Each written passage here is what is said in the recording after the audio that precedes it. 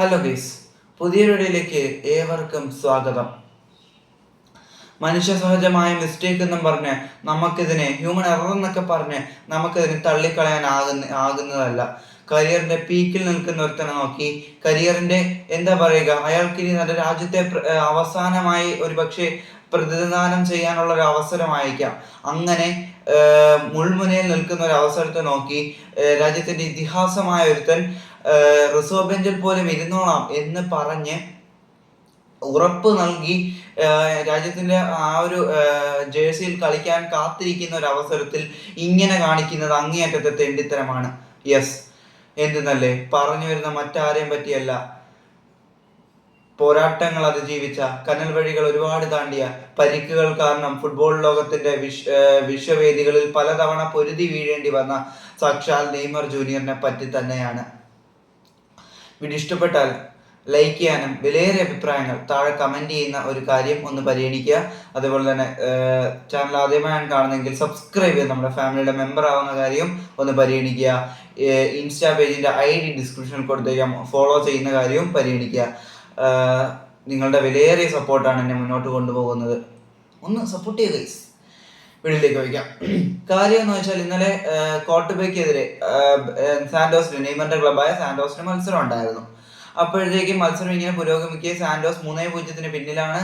ഇങ്ങനെ എല്ലാം നിൽക്കുന്ന ഒരു സമയത്ത് എന്താ പറയുക,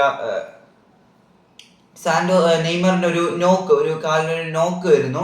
ആ സമയത്ത് നെയ്മർ മസാജ് ചെയ്ത് ആ ഒരു മെഡിക്കൽ ടീം ആ ഒരു ട്രീറ്റ്മെന്റ് കണ്ടിന്യൂ ചെയ്യുമ്പോൾ റഫറി വന്ന് പറയുന്നു അദ്ദേഹത്തോട് ഒരു സ്റ്റെപ്പ് ബാക്കിലോട്ട് ഇറങ്ങി ഗ്രൗണ്ടിന്റെ പുറത്ത് നിന്ന് ഒന്ന് ചെയ്യാമെന്ന് ചോദിക്കുന്നു. അദ്ദേഹം ഓക്കെ പറഞ്ഞ് അദ്ദേഹം പുറത്തേക്ക് പോകുന്നു. ആ ഒരു സമയത്ത് സബ്സ്റ്റിറ്റ്യൂഷന് പേര് കോച്ചസ് റഫറിയുടെ കയ്യിൽ കൊടുക്കുന്നു. സോ അദ്ദേഹം നെയ്മർ എന്ന് പൊക്കി കാണിക്കുന്നു. ഓക്കെ, നെയ്മർ എന്ന് പൊക്കി കാണിക്കുന്നു. സബ്സ്റ്റിറ്റ്യൂട്ട് ചെയ്യപ്പെടുന്ന പ്ലെയർ നെയ്മർ എന്ന് പൊക്കി കാണിക്കുന്നു. എന്നാൽ അതായിരുന്നില്ല കോച്ചസ് കൊടുത്തിരുന്നത്, അതായിരുന്നില്ല. അദ്ദേഹം പറഞ്ഞാല് എസ്കോബാറിനെ പിൻവലിച്ച് റൊബീനോയെ, 31-ാം നമ്പർ പ്ലെയർ എസ്കോബാറിനെ പിൻവലിച്ച് 7-ാം നമ്പർ പ്ലെയർ റൊബീനോയെ കളിക്കളത്തിൽ വിടാനുള്ള ഒരു ഇതിലായിരുന്നു കോച്ചിന്റെ പ്ലാൻ ഉണ്ടായിരുന്നത്. എന്നാൽ റഫറി അതായിരുന്നല്ലോ, റഫറി നമ്പർ മാറ്റി കാണിക്കുന്നു. അദ്ദേഹത്തിന് മിസ്റ്റേക്ക് എന്നാണ് അദ്ദേഹം പറയുന്നത്.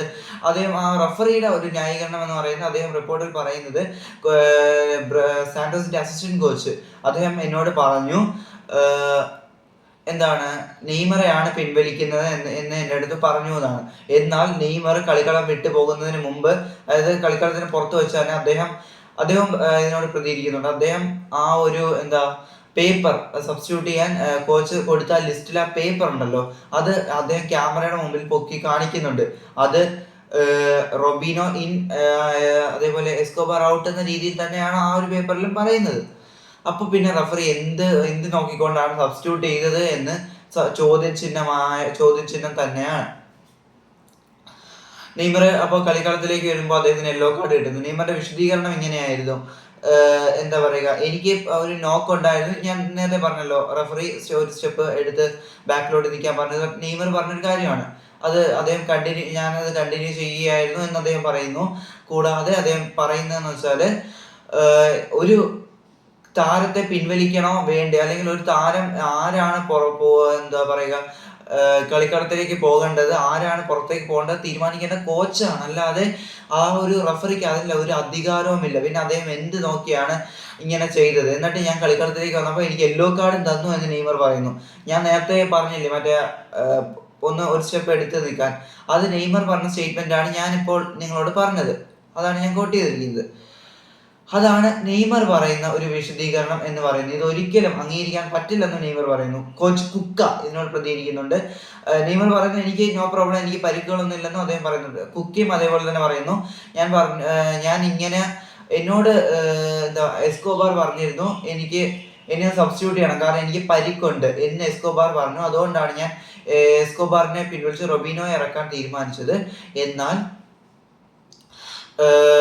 നെയ്മറിനെയാണ് അദ്ദേഹം സബ്സ്റ്റിറ്റ്യൂട്ട് നമ്പർ നെയ്മറിന്റെയാണ് റഫറി കാണിച്ചത്.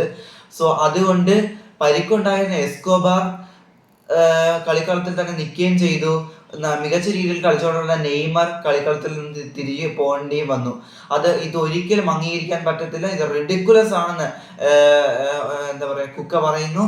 കൂടാതെ നെയ്മർ ഓക്കെയാണ്, 4-5 ദിവസത്തിനകം അദ്ദേഹം ഓക്കെയാവും, അദ്ദേഹത്തിന് ചെറിയൊരു നോക്കേ ഉള്ളൂ എന്നും കുക്ക പറയുന്നുണ്ട്.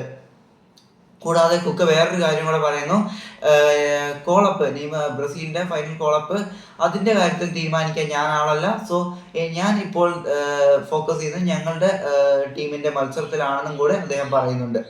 എന്തായാലും ഇത് കൂടുതൽ ക്ലാരിഫിക്കേഷൻ വരേണ്ടതുണ്ട്, അതിനുവേണ്ടി നമുക്ക് കാത്തിരിക്കാം. ഇനി ഇതാണ്ട് ബ്രസീൽ ടീം പ്രഖ്യാപിക്കുന്നു, പിന്നെ ഇന്ന് കാർലോ ആൻസെലോട്ടി പ്രഖ്യാപിക്കുന്നുണ്ട്, പിന്നെ ഇന്ന് ബ്ലാസ്റ്റേഴ്സിന്റെ മാച്ച് ഉണ്ട്. അങ്ങനെ ഒരുപാട് കണ്ടന്റുകൾ ഇന്ന് ബാക്കിയാണ്. നമുക്ക് പുതിയൊരു വീഡിയോയുമായി വീണ്ടും കാണാം. ഇന്ന് മുതൽ നമ്മൾ ഒരു കൺസിസ്റ്റൻസി കീപ്പ് ചെയ്യാൻ നമ്മൾ ഉദ്ദേശിക്കുന്നു. എല്ലാ തവണയും പറയുന്നതല്ലേ നീ ഇതെന്ന് പറഞ്ഞാൽ അങ്ങനെ പറയുന്നതാണ്. സോ അത് നമുക്ക് ശ്രമിക്കാം. ഞാൻ എന്തായാലും എന്നാൽ കഴിയുന്ന രീതിയിൽ ഞാൻ ആ കൺസിസ്റ്റൻസി കീപ്പ് ചെയ്യാൻ ശ്രദ്ധിക്കാം. വീഡിയോ ഇഷ്ടപ്പെടുമെന്ന് ഞാൻ കരുതുന്നു. Please like and subscribe. Thanks for watching. മറ്റൊരു വീഡിയോ വരുന്നത് വരെ